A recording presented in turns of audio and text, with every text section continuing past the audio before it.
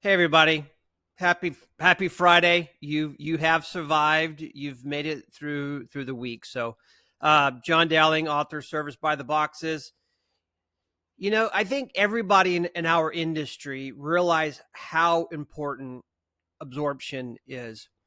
Um, and I would also say I think most people would understand that um, technician recovery rate has a direct correlation with absorption. That's going to drive that number. The better your technicians are recovered, i.e., you're billing a higher percentage of their payroll hours. I think where people struggle, or service managers, or store managers, or VPs, presidents, whoever, they struggle on connecting the logistics of it. Like, what exactly affects recovery rate?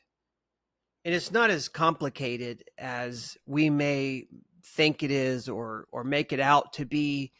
I've had this conversation so many times that you ask your service managers, why aren't you at a higher absorption rate?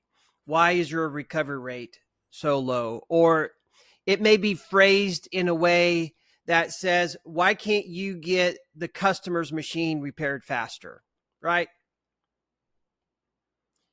The service manager, I would say 90+% of the time, unless he read Service by the Boxes, is going to say, I do not have enough technicians, or I don't have enough qualified technicians, or I can't get parts.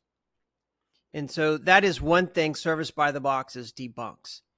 And so this is what drives your recovery rate. What I'm about to talk about is what's going to drive your absorption rate. Technicians are skilled workers. Just like surgeons are well trained and skilled. And surgeons and technicians have one thing in common. Well, they have a lot of things in common, but I'm going to talk about one. A surgeon does not make a hospital any money unless that surgeon is in the operating room operating on somebody. A technician will not make you or your dealership any money unless they are in that service bay turning wrenches. That's what you bill. They have to be in that service bay. So, and I think so far we would all agree with that. And you're like, okay, that's nothing new, John. We need them to be working consistently. But we need to cultivate a culture, a reality that allows the technician to turn wrenches more consistently or prolonged for that 8-hour period. And so one way we can do this is hire a porter. A technician should never push a broom. So if you're paying technicians to clean up their own bays, their own messes, you're destroying your recovery rate. You're destroying your absorption rate. You need to hire somebody else to clean up their bays. Let me ask you this.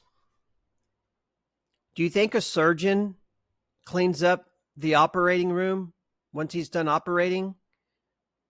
Or does the surgeon move on to the next operating room to begin the next surgery?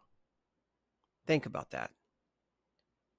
If you want technicians to produce more, and you want technicians to be more profitable and generate higher revenue, then keep technicians on revenue generating jobs. And that's not pushing a broom. Have a great weekend. Enjoy your family. Go to church. And hopefully see you next week.